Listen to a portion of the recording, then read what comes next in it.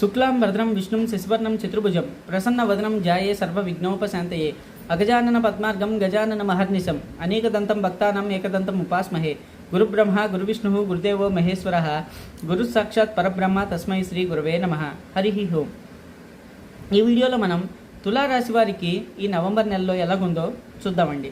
ముందుగా వారి యొక్క గ్రహస్థితి కనుక మనం చూసినట్లయితే 1వ స్థానంలో రవి శుక్రుడు, 2వ స్థానంలో కుజుడు బుధుడు, 5వ స్థానంలో రాహు శని, అట్లానే 10వ స్థానంలో గురుడు, 11వ స్థానంలో కేతువు.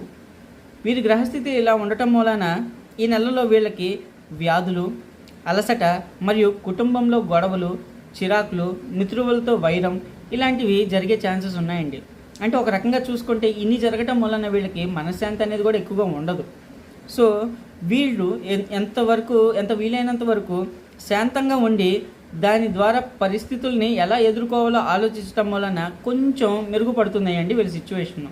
సో వీళ్ళకి ఇలా కావాలి అనుకుంటే కనుక ఓం భాస్కరాయ నమః అని సూర్య భగవానుడిని, ఓం దుమ్ దుర్గాయ నమః అని ఆ దుర్గామాతని కనుక పూజించినట్లయితే వీళ్ళకి చక్కని ఫలితాలు ఉండే ఛాన్సెస్ ఉన్నాయండి.